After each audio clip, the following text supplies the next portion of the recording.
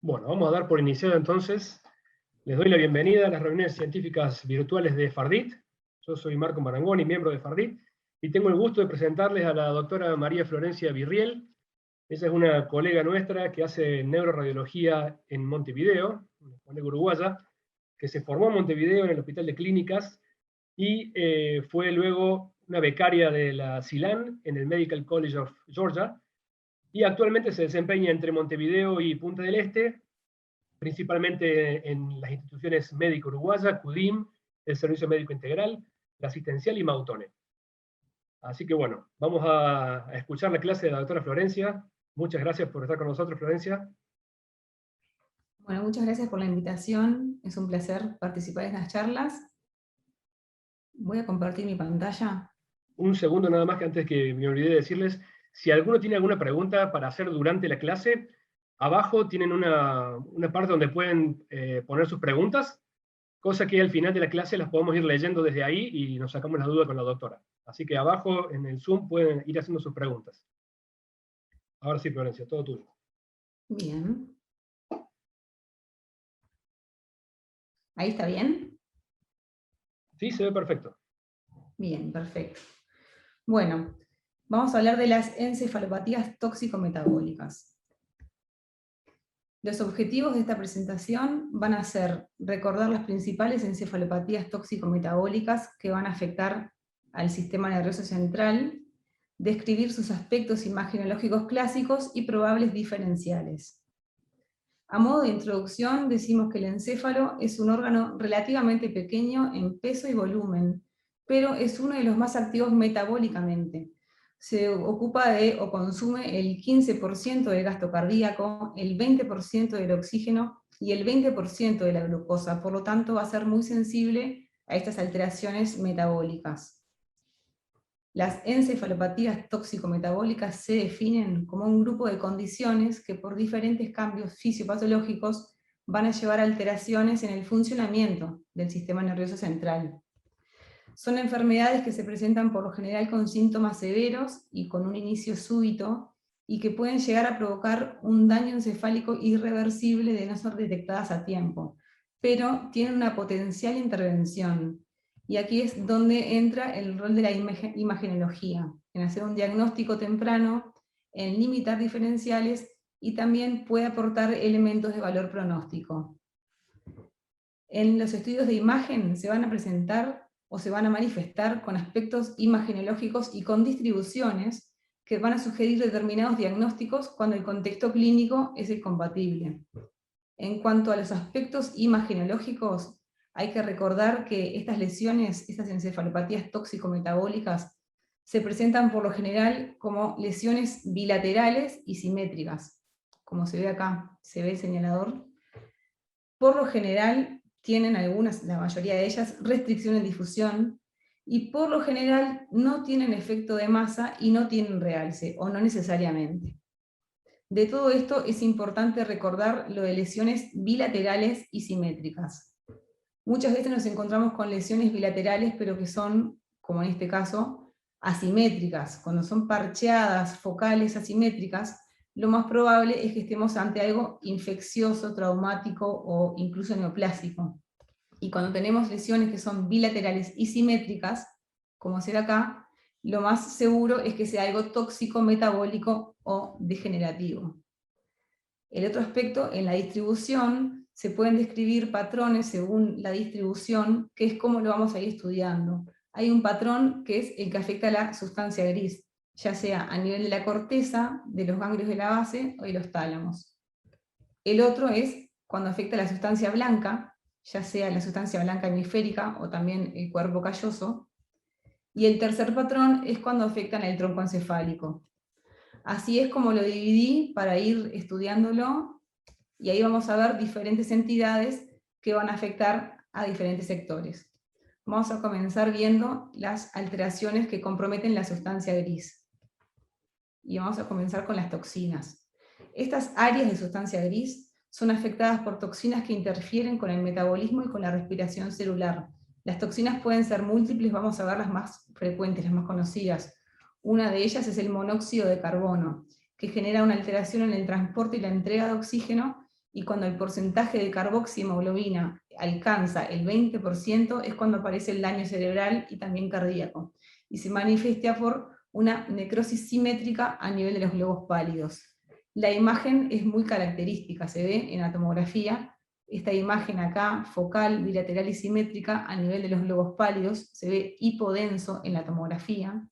También es muy típica en la resonancia magnética de la imagen, se ve lo mismo en secuencia T1, esta hipointensidad de señal en los globos pálidos. En la secuencia FLAIR se ve hiperintenso, igual que en el T2, y presenta restricción en la difusión. Esto es muy característico de una intoxicación por monóxido de carbono, pero siempre hay que descartar o tener en cuenta otros diferenciales.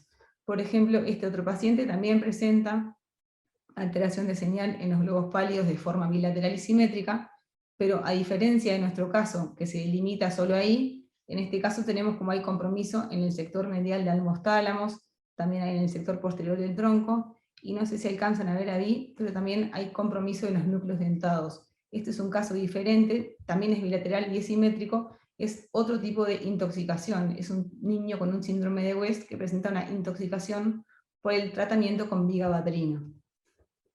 Esto es para mostrar la evolución de los pacientes con intoxicación con monóxido de carbono. Vemos cómo hay menor visualización de las lesiones, menor edematoso, ya no tenemos restricción en la difusión. Y en algunos casos, en la etapa crónica, se puede ver estas pequeñas imágenes secuelares por la degeneración quística e incluso restos de hemosiderina en la periferia en las secuencias de susceptibilidad. Vieron cómo la difusión también es negativa en esta etapa. Este es nuestro caso de intoxicación por monóxido de carbono, y esto es para mostrar la diferencia con otro tipo de intoxicación. Vemos que acá también tenemos lesiones bilaterales y simétricas a nivel gangliobasal, pero que es con compromiso del putamen, y esto corresponde a una intoxicación por metanol que produce una necrosis por general hemorrágica a ese nivel del lenticular. Bueno, otra alteración que puede alterar a la sustancia gris es la disfunción hepática.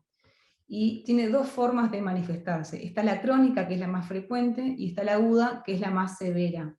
Vamos a empezar con la crónica, que es la más conocida. Es la encefalopatía crónica, pero es potencialmente reversible, y se manifiesta característicamente en la resonancia magnética por esta hiperintensidad de señal, bilateral y simétrica también, al nivel de los globos pálidos en secuencia T1. Esa hiperintensidad de señal se debe a depósito de manganeso. Vemos que cuando hacemos secuencias de susceptibilidad no hay imágenes ni de calcificaciones ni de hemorragia. Y si bien esto también es muy característico de esta encefalopatía, también tenemos que tener en cuenta que hay otras enfermedades que se pueden manifestar igual. Además de la encefalopatía hepática crónica, está la exposición laboral al manganeso, y también pacientes con nutrición parenteral total. Y otra cosa que hay que tener en cuenta es que también tenemos que diferenciarlo de estos pacientes que también presentan en la secuencia T1 hiperintensidades a nivel de la región gangliobasal de forma bilateral y muchas veces simétricas, pero que cuando hacemos susceptibilidad vemos cómo corresponden sí a calcificaciones, como en este paciente que presentaba un hipotiroidismo. Por otro lado, en la etapa neonatal, cuando nos encontramos con lesiones hiperintensas a nivel gangliobasal, bilaterales y simétricas, las etiologías que hay que pensar por lo general son la hiperbilirrubinemia neonatal, o si no, el síndrome hipóxico isquémico neonatal. Claro que depende de la clínica compatible. El otro aspecto de la disfunción hepática es la aguda, y esta se debe a hiperamoniemia. La hiperamoniemia puede ser de causa hepática, pero también puede ser de causa extrahepática, ya sea por drogas, por tratamientos con quimioterapias, enfermedades hematológicas, entre otros. Y lo que produce es un compromiso de sustancia gris, produce necrosis cortical laminar y edema citotóxico. Característicamente lo que afecta es lo que se ve acá, es este compromiso a nivel gangliobasal, bilateral y simétrico. También es muy característico la corteza insular, como se ve acá con una leve restricción, y también la corteza del cíngulo. Esto es bastante orientador a esta patología. Ahora vamos a ver un caso diferente. Este es un hombre de 43 años, presentó un paro cardiorrespiratorio que fue reanimado. En la resonancia magnética lo que se ve en la secuencia FLAIR es este compromiso bilateral y difuso de la sustancia gris encefálica en ambos hemisferios. Es ligeramente hiperintensa en FLAIR. Vemos cómo hay aumento, sobre todo en el sector posterior, es mayor el compromiso en el sector parieto-occipital, y también hay mucho compromiso a nivel de hipocampos. Y la corteza no es lo único afectado, también hay compromiso en la región gangliobasal. Se acompaña de restricción en la difusión, y esto es debido a un síndrome hipóxico isquémico. Es el resultado de una falla respiratoria circulatoria, ya sea por diferentes mecanismos, por ejemplo, paro cardiorrespiratorio, pero también ahogamiento, asfixia, entre otros. El encéfalo tiene una alta demanda energética y poca reserva, entonces es muy sensible a estas alteraciones. En casos de síndromes hipóxico-isquémicos leves, lo que vamos a tener son infartos limítrofes. En casos severos vamos a tener este compromiso de la sustancia gris que afecta a la corteza, con mucho compromiso de hipocampos. También la región gangliobasal puede afectar tálamo y cerebelo. Lo que sí respeta es sustancia blanca y respeta el tronco. Acá tenemos otro ejemplo, es una mujer de 33 años, un intento de autoeliminación. En la secuencia FLAIR vemos lo mismo, este compromiso bilateral y simétrico de la corteza en ambos hemisferios, y también de la región gangliobasal, con compromiso de los tálamos. Vemos cómo se acompañan de leve restricción en la difusión. Y esto es para mostrar que también tenía un poco de compromiso, además de la corteza y los ganglios de la base y tálamo, un poco de compromiso a nivel del cerebelo. Algo parecido puede pasar con el metabolismo de la glucosa. El encéfalo consume un alto porcentaje de la glucosa total del cuerpo, y su función es muy dependiente del continuo aporte de la misma. Los niveles de glucosa se regulan y mantienen normalmente en un estrecho rango fisiológico, y tanto la hiper como la hipoglicemia pueden llegar a provocar daños en el sistema nervioso central. La hipoglicemia, es lo primero que vamos a ver, tiene efectos directos, ya sea con la utilización de oxígeno en la producción de energía, pero también tiene mecanismos indirectos por liberación de neurotransmisores excitatorios. Y lo que produce también es necrosis cortical. Y se puede ver muy parecido a lo que vimos en la hipoxia-isquemia. Va a afectar la corteza, sobre todo también el compromiso temporo-parieto-occipital, afecta mucho los hipocampos y afecta la región gangliobasal. Y al igual que en la hipoxia-isquemia, va a respetar la sustancia blanca y el tronco. La diferencia con la hipoxia-isquemia es esta, es que por lo general respeta tálamos y respeta cerebelos. Eso es una forma de diferenciar ambas entidades por la imagen. Acá tenemos un ejemplo, este paciente de 65 años, este preoperatorio de un insulinoma conocido, está con un síndrome confusional y se le realiza una resonancia magnética, y lo que vemos es en FLAIR compromiso de la corteza de ambos hemisferios, de forma bilateral, simétrica también. Vemos cómo tiene compromiso también de la región gangliobasal y respeta tálamos en este caso. Y vemos cómo se acompaña de restricción en la difusión. Esto es diferente, ¿no? Este es el paciente de nosotros ahora, la hipoglicemia, con el compromiso de la corteza y de los ganglios de la base, respetando tálamos. Y acá tenemos la diferencia con el síndrome hipóxico isquémico que vimos recién, que sí tenía compromiso del tálamo. Por otro lado, hay una diferencia en la hipoglicemia neonatal con respecto a lo de los adultos, porque si bien también predomina en el sector posterior, en la etapa neonatal hay que tener en cuenta que es más frecuente que el compromiso se extienda también a la sustancia blanca, incluso puede afectar al cuerpo calloso como se ve acá. Esa es una diferencia para tener en cuenta. Acá tenemos otra paciente también con problemas de glicemia. Es una mujer de 68 años, diabética, que instala una hemicoria. En la resonancia magnética lo que se ve es compromiso a nivel de la región gangliobasal, pero en este caso es unilateral, y se manifiesta prácticamente solamente en el T1. Hay una hiperintensidad de señal en T1 a nivel del núcleo lenticular, prácticamente no tiene traducción en las demás secuencias. Esto está debido a una hiperglicemia y es bastante típico, es la hemicoria, hemivalismo inducido por hiperglicemia. También se llama esteatopatía diabética. Es una complicación de la hiperglicemia no cetósica, afecta a mujeres, adultos mayores sobre todo, y se manifiesta así movimientos involuntarios unilaterales. La explicación para este aumento de señal en la secuencia T1 es discutida. Se dice que puede ser isquemia por microhemorragia, por depósito de calcio o depósito de zinc, pero no está establecida una etiología clara. Bien, y bueno, para terminar con las alteraciones de sustancia gris, no podíamos dejar de mencionar a las enfermedades mitocondriales. Las mitocondrias son organelos intracelulares responsables de la producción de energía, y en las enfermedades mitocondriales, el sistema nervioso central y el músculo esquelético son los más afectados, porque son especialmente vulnerables porque tienen una alta demanda energética. De enfermedades mitocondriales hay múltiples, hay algunas que son las más frecuentes. Vamos a mencionar solamente un caso que es una de las más frecuentes, que es esta, la enfermedad de Leigh. Es la encefalomielopatía necrotizante subaguda y se debe a una alteración en la producción de ATP. Y va a afectar la sustancia gris, sobre todo a nivel ganglio basal y la sustancia gris periaqueductal. Y este es un ejemplo en el que se ve este compromiso bilateral y simétrico a nivel de región ganglio basal y también en la sustancia gris periaqueductal.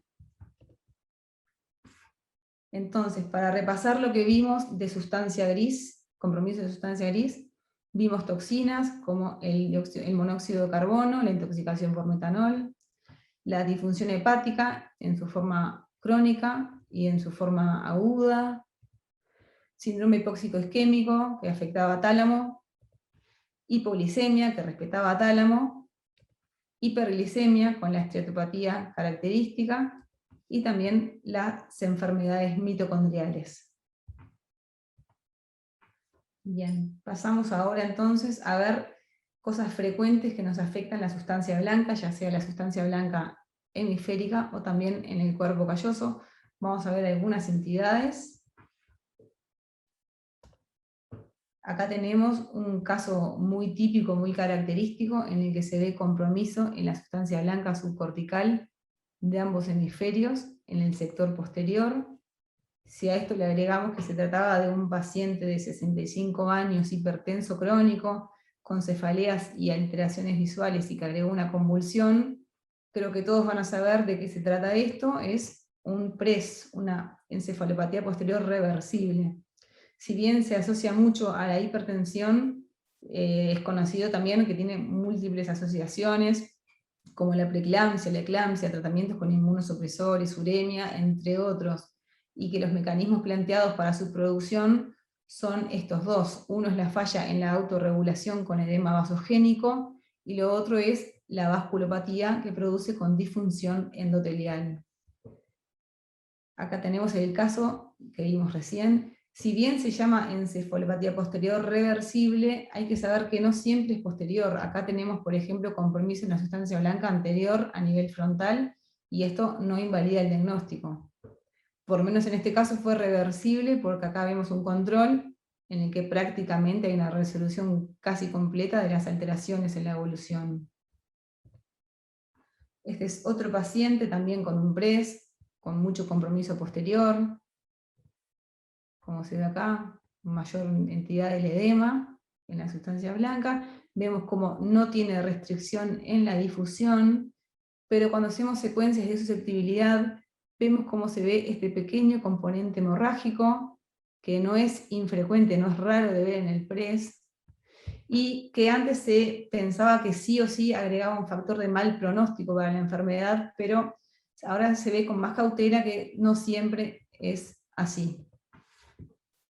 Acá tenemos otro caso, un hombre de 59 años, también hipertenso crónico, con cefaleas, alteraciones visuales, y que instala una convulsión, y lo que vemos es también un compromiso de sustancia blanca con extensión a sustancia gris, y como ya vimos, el PRES no siempre es posterior, y además no siempre es reversible, como en este caso, que configuró áreas de infarto en la difusión.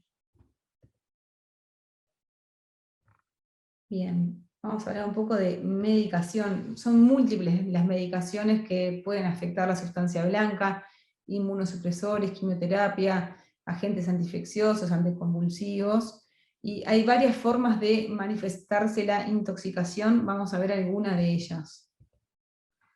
Por ejemplo, acá tenemos una mujer de 25 años, presenta un lupus conocido en tratamiento inmunosupresor que instala una convulsión.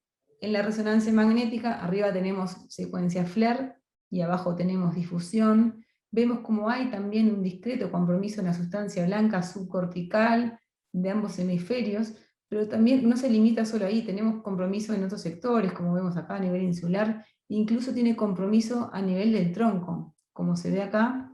No se acompaña de restricción en difusión. Esto es para mostrar mejor el compromiso del tronco. Esto se trataba también, es un lupus en tratamiento inmunosupresor, un PRES, y acá se ve cómo revirtió. Cuando el PRES es debido a medicación, es más frecuente que tenga presentaciones atípicas en compromiso de región gangliobasal, puede tener compromiso de tronco, puede tener compromiso en la médula, también es más frecuente que sea asimétrico. Como tenemos acá un caso que es de la bibliografía, en realidad es un PRES que hay compromiso bilateral y asimétrico, hay compromiso gangliobasal, también una mujer con lupus en tratamiento, y acá está cómo lo resolvió en la evolución. Bueno, este es un caso diferente, es un niño de 8 años, una leucemia aguda linfoide en tratamiento con metotrexate, que instala alteraciones en la marcha y confusión. Se le pide resonancia magnética para ver qué podía ser esto, si era una infiltración neoplásica o alguna otra complicación. Esta es la secuencia FLAIR, en la que prácticamente no se ven muchas alteraciones, pero en el T2, en coronal, ya se insinúa una tenue alteración de señal a nivel de ambos centros semiovales. En la secuencia de difusión se constata, se ve con mucho más claridad cómo hay esta alteración en la sustancia blanca semioval de forma bilateral, y vemos cómo con el contraste no habían áreas de realce patológico. Esto es típico de una leucoencefalopatía tóxica aguda. Se ve especialmente en el tratamiento con metotrexate, pero no únicamente. Y se debe a una desmineralización y también a edema citotóxico. Se ve tanto post-tratamiento como durante el tratamiento. Y hay algunos elementos que son de mayor riesgo para que se produzcan, como ser el régimen de alta dosis, la administración intratecal y cuando hay cotratamiento con radioterapia. Acá tenemos otro paciente, tiene 12 años, también una leucemia aguda linfoide en tratamiento, que instala una convulsión y una hemiparesia izquierda. Se le pide resonancia magnética y otra vez vemos como en la secuencia FLAIR prácticamente no hay mucha alteración, se ve mucho mejor la alteración en la secuencia de difusión. Acá se ve esta alteración en la señal, la sustancia blanca subcortical, acá es asimétrico, es sobre todo del lado derecho, y tiene restricción en difusión, como lo constatamos mucho mejor con el ADC. Esto también es lo mismo, una leucoencefalopatía tóxica aguda. Pero este paciente tiene además una segunda entidad, que es lo que se ve acá, esta lesión en el sector posterior del cuerpo calloso, en el rodete del cuerpo calloso, a nivel de la línea media, ovoidea bien delimitada y con restricción en difusión, y que corresponde a la lesión reversible del esplenio del cuerpo calloso. Así se ve en FLAIR, y cómo tiene restricción en la fase aguda, y acá vemos cómo en la evolución revierte. La lesión reversible del esplenio del cuerpo calloso al principio típicamente estaba relacionada con convulsiones o con antiepilépticos. Después se vio que también se veía con múltiples otras entidades, ya sea infecciones, sobre todo encefalitis virales, con alteraciones metabólicas de múltiples etiologías, también con eclampsia, edema cerebral de la altitud, lupus, entre otras múltiples posibilidades. Y bueno, las sustancias de abuso también nos afectan de forma con mucha frecuencia a la sustancia blanca. Un caso muy conocido es el de la heroína. La heroína, cuando es inhalada, no intravenosa, la heroína inhalada tiene un patrón muy característico de compromiso de sustancia blanca. Lo que se ve es, como se ve en esta imagen, compromiso de sustancia blanca subcortical, sobre todo en el sector más posterior, es bilateral, es simétrica, es muy típico el compromiso de los brazos posteriores de las cápsulas internas, respetando los brazos anteriores, y cuando hay compromiso de cerebelo, se ve el compromiso de la sustancia blanca respetando los núcleos dentados con un aspecto que se le describe en mariposa.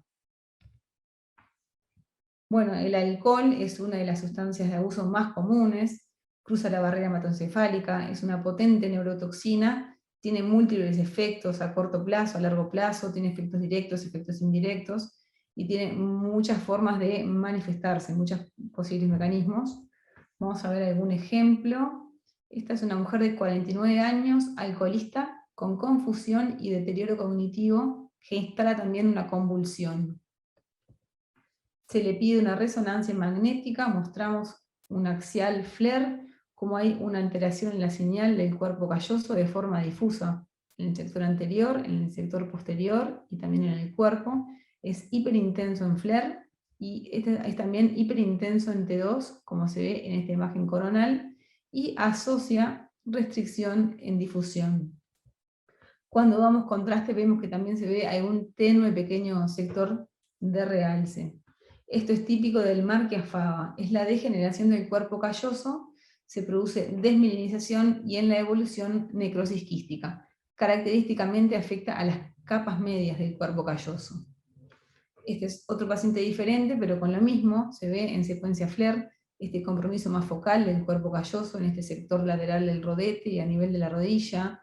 En el FLAIR en línea media se ve mejor esta distribución, como hay un compromiso focal anterior y posterior, sectores que tienen restricción en la difusión y prácticamente no tiene realce con el medio del contraste intravenoso.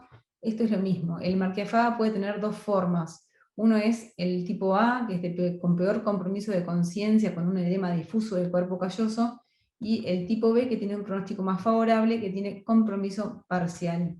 En la etapa crónica lo que podemos ver es cambios quísticos, atrofia y gliosis en el cuerpo calloso. Bien, repasamos un poco entonces lo que vimos en sustancia blanca para fijar el conocimiento. Estuvimos viendo el PRES por la hipertensión, que también la vimos por medicación. Acá tenemos leucoencefalopatía tóxica aguda, la lesión reversible del esplénico del cuerpo calloso, y algunas sustancias de abuso como la heroína inhalada, el Marquia-Fava, entre otros. Bien. Ahora vamos a pasar al tercer patrón, que son alteraciones que nos van a afectar el tronco encefálico.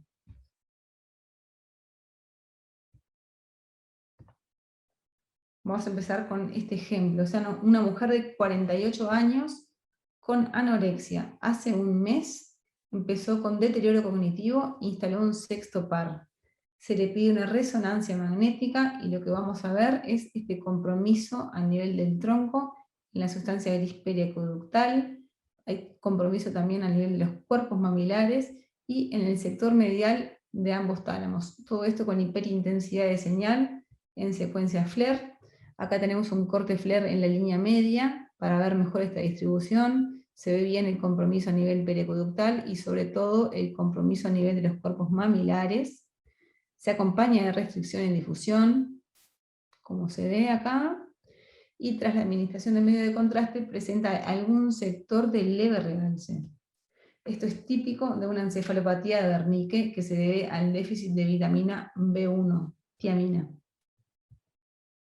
Este es otro paciente con lo mismo, pero con alteraciones un poco más elocuentes, que se ve claramente a nivel periaqueductal, cuerpos mamilares, sector medial de ambos tálamos. La resonancia magnética para la encefalopatía de Wernicke tiene una alta sensibilidad y una altísima especificidad para el diagnóstico, y permite diagnosticar y también, después del tratamiento, ver cómo hay resolución de las alteraciones. Si bien la imagen es muy típica del Wernicke, siempre tenemos que pensar en los diferenciales. Acá tenemos a nuestro paciente inicial con el compromiso periaqueductal, cuerpos mamilares y a nivel del sector medial de los tálamos. Algo muy parecido que vimos hoy con compromiso de la sustancia gris periaqueductal y también ganglio basal bilateral es la enfermedad de Lake, la mitocondriopatía.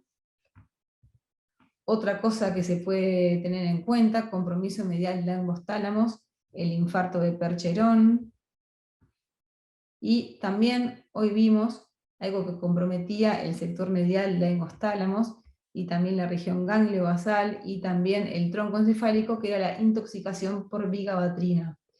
Como dato importante a recordar, y que es algo muy característico del Wernicke, de todas estas entidades, la única que afecta a los cuerpos mamilares y se describe muy patognomónico, sobre todo cuando tiene realce, es esto, el compromiso de los cuerpos mamilares en el Wernicke. Bien. Este creo que es el último o uno de los últimos casos que traje. Es una mujer de 67 años con insuficiencia renal que está internada por deshidratación. Tiene una alteración del estado mental y una probable convulsión. Se le pide resonancia magnética. Acá tenemos axial flare, sagital flare, axial y coronal en T2. Hay esta alteración en la señal de la protuberancia hiperintensa en ambas secuencias, y que tiene restricción en difusión, se comprueba con el AEC, y esto es típico de una desmielinización osmótica pontina. Es la desmielinización aguda por cambios rápidos en la osmolaridad sérica. Es clásico verlo en la corrección rápida de la hiponatremia, pero no es el único mecanismo, y típicamente se ve así: hipointenso en secuencias T1, hiperintensos en T2 y flare, y con restricción en la etapa aguda. Acá se ve otro caso de lo mismo, sector central de la protuberancia, hipointenso en T1, hiperintenso en T2 y flare, y restricción en la difusión. Típicamente, aspectos para recordar es que afecta las fibras centrales, va a respetar la periferia, va a respetar las fibras transversas de la protuberancia, y a veces adquiere esta forma como de triangular, o también puede tener forma de tridente, como se ve acá. Este creo que sí es el último caso. Es un hombre de 49 años, alcoholista con malnutrición. Tiene también alteraciones en el medio interno, como el paciente anterior, que se corrigen, y posteriormente presenta una alteración del estado mental, confusión y movimientos anormales. Se le pide una resonancia magnética y lo que se espera encontrar es lo mismo que en el paciente anterior, pero bueno, no fue lo que se encontró. Acá lo que tenemos es este compromiso a nivel ganglio basal, bilateral y simétrico, con hipointensidad de señal en T1, hiperintensidad de señal en T2, y leve restricción en difusión. Vemos cómo se repite el patrón de lesiones bilaterales y simétricas, algo tóxico metabólico seguramente, y esto corresponde a una desmielinización osmótica extrapontina. La desmielinización osmótica puede ser protuberancial clásica, que es como vimos recién, con el compromiso central, respetando la periferia y muchas veces con la forma triangular, y también puede ser extrapontina, que puede afectar a los ganglios de la base, sustancia blanca, entre otros. Y no es nada infrecuente la presentación extrapontina, por cierto. Incluso se pueden ver presentaciones en conjunto, protuberencial y extrapontina en el mismo paciente. Entonces, repasando lo que afecta al tronco encefálico que estuvimos viendo, la encefalopatía de Wernicke, alteraciones metabólicas y la desmielinización osmótica pontina. Para terminar, lo que quería mencionar es que este es nuestro paciente con la desmielinización osmótica, con el compromiso gangliobasal, bilateral y simétrico, y vemos cómo también estos son pacientes que estuvimos viendo hoy, que tienen una presentación igual desde el punto de vista imagenológico, pero que corresponden a cosas diferentes. Acá tenemos el hipóxico isquémico con el compromiso también de tálamo, el de la hipolisemia, que respetaba el tálamo, pero que también tenía lesiones bilaterales y simétricas a nivel gangliobasal, e incluso un PRES de presentación gangliobasal. Por eso es importante recordar que la imagenología no es todo, siempre es muy importante la clínica y el resto de la paraclínica. Como conclusiones, vamos a decir que hay que considerar las enfermedades tóxico-metabólicas como causa de alteraciones de conciencia en la urgencia, que algunas de ellas tienen aspectos imagenológicos característicos y que la resonancia es el método de elección para valorarlo, pero que muchas de ellas tienen un aspecto similar, como vimos recién, y por eso es importante la clínica y el resto de la paraclínica. Bien, eso fue todo. Muchas gracias. Bueno, muchas gracias, Florencia. La verdad, excelente la presentación, muy clara y muy práctica para ver todas las alteraciones y las diferentes zonas que afectan. Vamos a ver si hay alguna pregunta como para exprimirlo un poco más a la doctora, ya que la tenemos acá. Bien, acá me llegó una, de un tema bastante actual, así que interesante. Me preguntan cuál es la experiencia de ustedes en Uruguay con el tema del COVID y las lesiones en el cerebro. ¿Han encontrado, han visto algo? Bien, lamentablemente la experiencia en Uruguay con el COVID, desde el punto de vista de la imagen de neuro, es muy poco lo que hemos visto. Se han visto infartos, se han visto trombosis y se han visto algunas leucoencefalopatías. Sí, últimamente se han visto algunas leucoencefalopatías. Y después alguna presentación también con microhemorragias diseminadas, que solo se ven así en la secuencia de susceptibilidad y nada más. Pero la verdad que ha sido muy poco el porcentaje de pacientes que han llegado a estudiarse el sistema nervioso central de los que tienen COVID. No somos muchos. Claro, está bien. Sí, a nosotros nos pasó en nuestra práctica, nos pasó con 3 pacientes que vinieron con un cuadro de un ACV agudo, y cuando hacemos las imágenes, 2 de esos pacientes muy claro que tenían un infarto agudo arterial y un infarto venoso arterial, digamos, las dos al mismo tiempo. Y bueno, eran pacientes todos con COVID, así que eso fue lo único que vimos nosotros, pero no tuvimos muchos casos de leucoencefalopatía. Ustedes sí tuvieron algunos, Sí, pero algunos pocos sí. también. Sí, yo vi 2, que me acuerde 2. Bien. A ver, para que otra pregunta. Esta pregunta es muy buena. Me preguntan y saludan desde Ecuador. Preguntan la importancia que le damos a la espectroscopía en el abordaje de la encefalopatía tóxico-metabólica.